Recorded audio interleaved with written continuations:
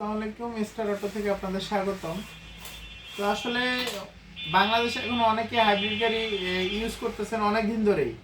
তো অনেকের আসলে হাইব্রিড গাড়ি সম্বন্ধে বা হাইব্রিড গাড়ির ব্যাটারি সম্বন্ধে খুব বেশি ধারণা নাই। কারণ দেখা যাচ্ছে অনেকে 12, 13, 14 সালে যে গাড়িগুলো কিনছেন, গাড়ি নষ্ট না হওয়ার কারণে এই ব্যাটারি সম্বন্ধে খুব জ্ঞান অর্জন অথবা ধারণা নেওয়ার সময় বা সুযোগ হয়ে ওঠে না। তো আজকে আমরা যে সিস্টেমটা কাজ করতেছি এটা একটা কমপ্লিট হাইব্রিড ব্যাটারি। তো আসলে অনেকগুলো সেলের মাধ্যমে একটা ব্যাটারি তৈরি হয়। যেমন এটা একটা নোভা স্কয়ার গাড়ির হাইব্রিড ব্যাটারি। তো এখানে আপনার 28টা সেল থাকে। আপনাদেরকে যদি দেখাই, 1টা 2টা 3টা 4টা 5টা 6টা 7টা 8টা 9টা 10টা 11 12 13 14 15 16 17 18 19 20 21 22 23 24 25 26 27 28। তো এই যে 28টা সেলের মানে সমন্বয়ে একটা ব্যাটারি ফুল প্যাক মানে তৈরি হয়। আর দুইটা সেল মিললে একটা ব্লক তৈরি হয়। তো এগুলো হলো একটা হাইব্রিড ব্যাটারির সেল। আপনারা খুব ভালো করে দেখেন। তো এখানে আসলে এই যে প্লাস আছে এবং মাইনাস আছে। তো একটা প্লাস একটা মাইনাস, একটা প্লাস একটা মাইনাস মিলে একটা ব্যাটারি, হাই ভোল্টেজের ব্যাটারি তৈরি হয়। তো এই ব্যাটারির গায়ে আপনি দেখেন একটা নাম্বার আছে। এই নাম্বারটা হলো এই ব্যাটারির ম্যানুফ্যাকচারিং ডেট।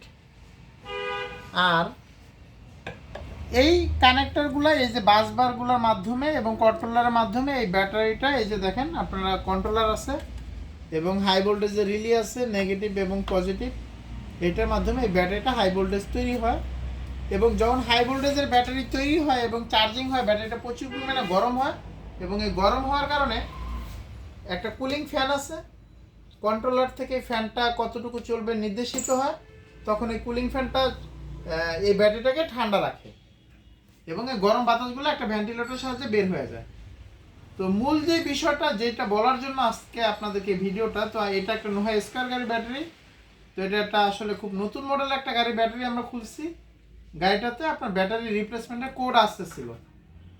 তো এটা একটা 19 মডেলের হাইব্রিড গাড়ির ব্যাটারি।